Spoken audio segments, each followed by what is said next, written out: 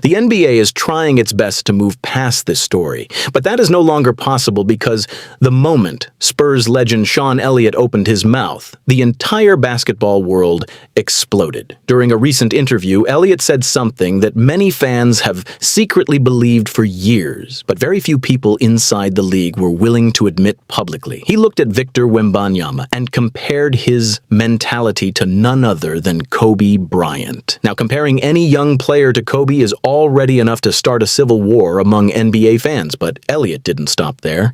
He doubled down and explained that Victor is fundamentally different from most American-born NBA stars because he simply doesn't care about being friends with everybody in the league. According to Elliott, Victor isn't interested in joining the modern superstar fraternity where everyone trains together in the off-season, appears on each other's podcasts, and acts like business partners instead of rivals. His focus is singular. His focus is winning. And the second those comments hit social media, every sports show in America turned into a battlefield.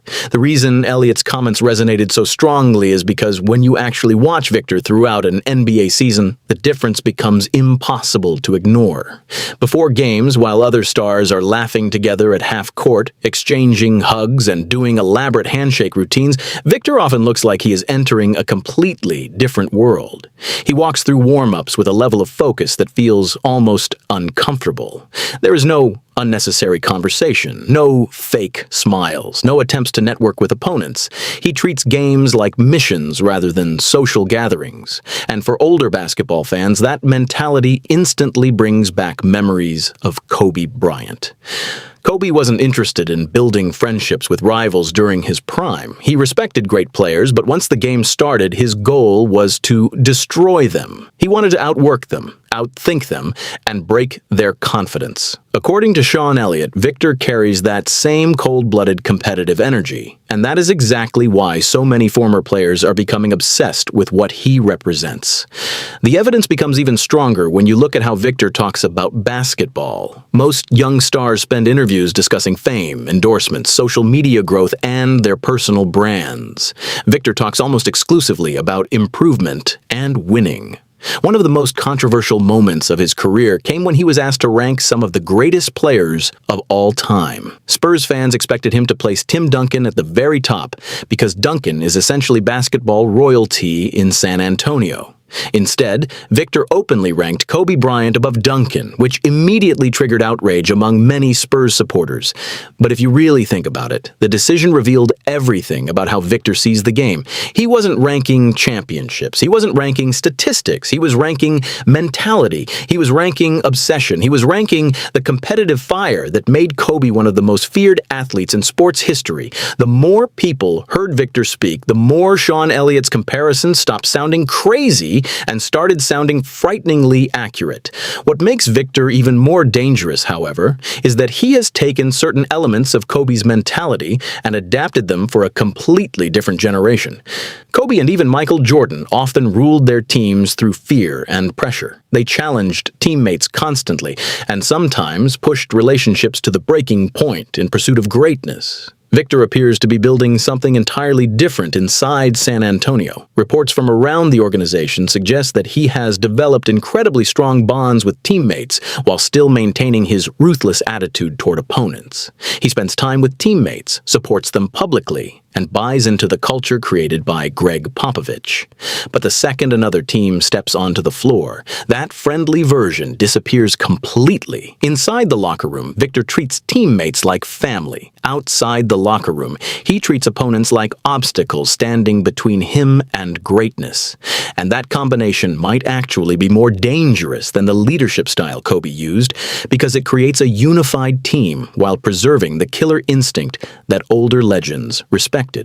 That killer instinct became impossible to ignore during the recent playoff series against the Timberwolves. In one heated game, Victor was ejected after a physical altercation involving Naz Reid. The media immediately expected the usual modern response, a carefully crafted apology, a public relations statement, or some attempt to smooth things over. Instead, Victor refused to back down.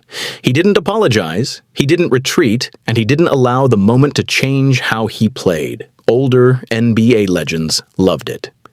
former. Players openly defended him, arguing that physical basketball should not be treated like a crime. To them, Victor represented a return to an era where players fought for respect rather than trying to become the most marketable personality on social media. Combined with his ridiculous defensive performances, including games where he recorded double-digit blocks, Victor started looking less like a future superstar and more like a force that modern basketball might not be prepared for. And that is exactly why Sean Elliott's comments created so much controversy. He wasn't simply praising Victor Wembanyama. He was exposing a much larger conversation about the direction of basketball itself. On one side, you have a modern NBA culture heavily influenced by AAU circuits, social media branding, podcasts, sponsorships, and friendships between rivals. On the other side, you have Victor Wembanyama, a player raised outside that entire system, arriving from Europe with an obsession for competition that feels almost outdated in today's game. To some people, he represents everything basketball used to be. To others, he represents a challenge to everything the modern NBA has become. Either way, one thing is becoming impossible to deny. Victor Wembanyama is not trying to fit into the league's existing culture. He is trying to change it, and if Sean Elliott is right, the rest of the NBA might be completely unprepared for what happens next. But the deeper you dig into this story, the more you realize Sean Elliott wasn't just talking about Victor Wembanyama. He was taking direct aim at the entire system that produces modern NBA stars. Because according to many old-school players, the biggest difference between Victor and today's American prospects isn't talent, it's how they were raised. Most elite American players grow up inside the AAU system, spending years traveling together, playing on sponsored teams, building friendships with future NBA stars, and developing relationships long before they ever reach the league. By the time they get drafted, they've already spent years sharing locker rooms, exchanging phone numbers, appearing in each other's Instagram posts, and treating future rivals like lifelong friends. Meanwhile, Victor Wembanyama grew up in a completely different environment. He came through the French professional system where nobody cared about your followers, your shoe deals, or your personal brand. If you weren't good enough, you got exposed. If you weren't tough enough, you got pushed around by grown men. And that experience seems to have shaped Victor into something the modern NBA rarely sees anymore. One of the clearest examples came during the recent playoff battle against the Minnesota Timberwolves. Most fans focused on the highlights and the box scores, but they missed the psychological warfare taking place underneath everything. During one of the most physical games of the series, Victor was involved in an incident that led to a flagrant foul and eventual ejection. The media instantly expected the standard modern athlete response. They wanted an apology. They wanted damage control. They wanted carefully rehearsed statements designed to avoid controversy. Instead, Victor basically refused to play along. He showed no interest in backing down or changing his approach. And for many former players, that moment felt like a throwback to an era where stars cared more about sending messages to opponents than protecting public perception. What really shocked people was how many former players immediately defended him. Several retired NBA veterans argued that basketball has become so sanitized that any display of genuine physical intensity now gets treated like a national emergency. They looked at Victor and saw something that reminded them of older generations. A player who wasn't afraid of confrontation. A player who wasn't obsessed with being liked. A player who seemed completely comfortable becoming the villain if it helped him win. That mentality becomes even scarier when you combine it with his actual production on the court. During the same playoff run, Victor was putting together defensive performances that looked almost impossible. Multiple games featured block numbers that seemed straight out of a video game. Opposing players openly admitted they had no idea how to attack the rim when he was on the floor. Every possession felt like entering a haunted house where a 7'4" nightmare could appear from anywhere. But perhaps the most fascinating example of Victor's mentality came from his relationship with fellow French superstar Rudy Gobert. For years, Gobert acted almost like a mentor to Victor. They They represented France together. They shared experiences. They developed a friendship that many people assumed would continue throughout their NBA careers. Then the Spurs and Timberwolves met in the playoffs. Suddenly, everything changed.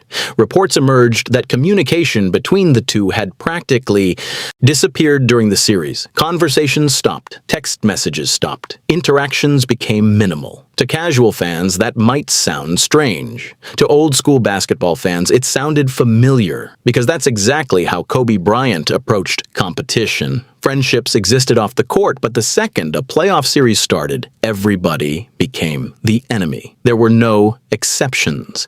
Victor seemed to adopt that exact mindset. The moment Rudy stood between him and a championship run, the friendship got put on hold. And that isn't the only place where Victor's competitive obsession started revealing itself. One of the most talked about rivalries in the NBA today involves Chet Holmgren, but according to people around the league, the tension between Victor and Chet runs much deeper than fans realize. The roots of that rivalry go all the way back to the 2021 FIBA Under-19 World Cup. Victor dominated large portions of that tournament and nearly carried France to an incredible championship run.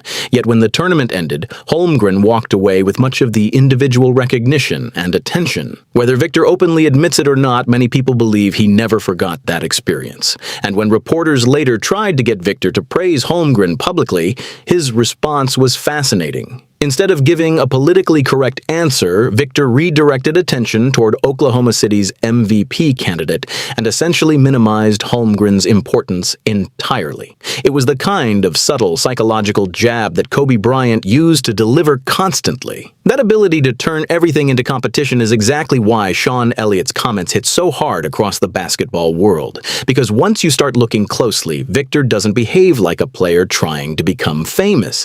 He behaves like somebody trying to become legendary. There is a massive difference between those two goals. Fame requires popularity. Legendary status requires obsession. Fame requires attention. Greatness requires sacrifice. And according to multiple stories coming out of San Antonio, Victor's commitment to improvement has already reached levels that some people inside the organization find almost alarming.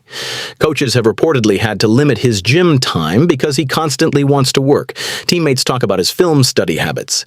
Staff members describe somebody who approaches basketball with an intensity that borders on unhealthy. The scary part is that these are the exact same descriptions people used for Kobe Bryant 20 years ago.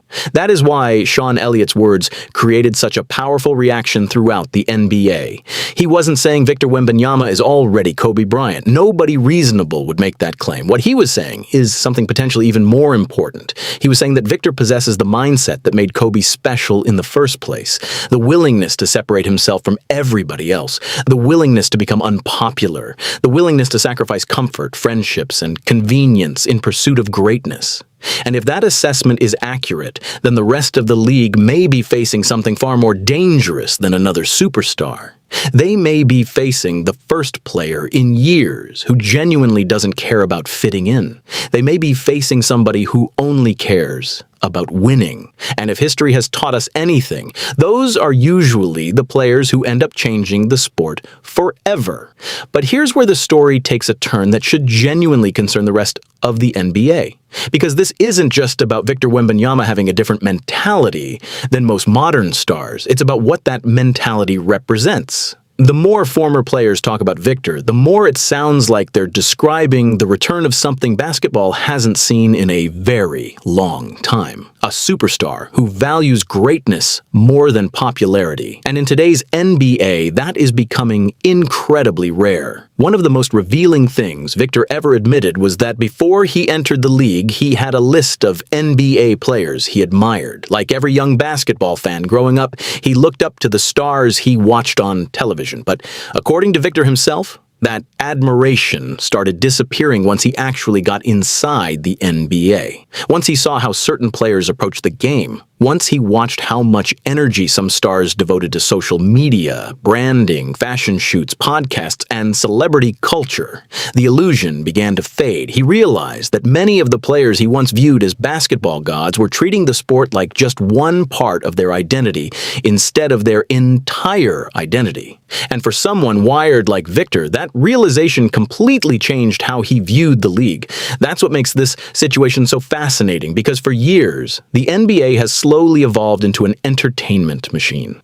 Players are bigger brands than ever before. They host podcasts, launch businesses, build media companies, become fashion icons, grow social media empires. None of that is necessarily bad, but somewhere along the way, many fans began feeling like the obsession with basketball itself was starting to disappear. The rivalries became friendlier. The competition felt softer. The intensity that defined previous eras started fading into the background. Then Victor arrived, and suddenly people started seeing something different. The old-school legends noticed it immediately. Shaquille O'Neal, one of the harshest critics of modern big men, shocked everyone when he publicly praised Victor. This is the same Shaq who spent years calling centers soft, lazy, and overly dependent on jump shots. Yet when he looked at Wembanyama, he saw something special. He saw a player willing to embrace contact, willing to dominate defensively, willing to put winning above comfort. And perhaps most importantly, he saw a player who wasn't interested in becoming everybody's friend. That praise becomes even more significant when you look at the current landscape of the NBA. The league is no longer dominated exclusively by American superstars. Players like Nikola Jokic, Giannis Antetokounmpo, Luka Doncic, and now Victor Wembanyama have completely changed the balance of power.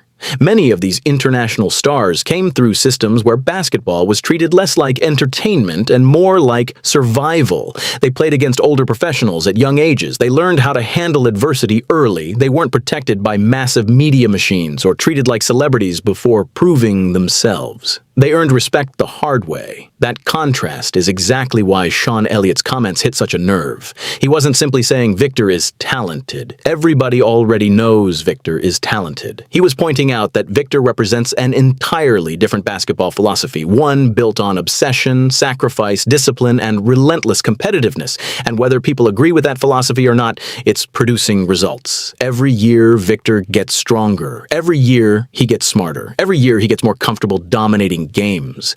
The terrifying part is that he's still nowhere near his ceiling. Think about that for a second. This is a player already being compared to some of the greatest big men ever, and he's still learning how to fully use his physical gifts. He already changes games defensively. He already creates matchup nightmares offensively. He already commands the attention of legends, and yet he's still younger than many players just entering their prime. That's what makes the future so scary for the rest of the league, because if Sean Elliott is right, and if Victor truly possesses that Kobe-level obsession with greatness, then the NBA may be witnessing the early stages of something historic.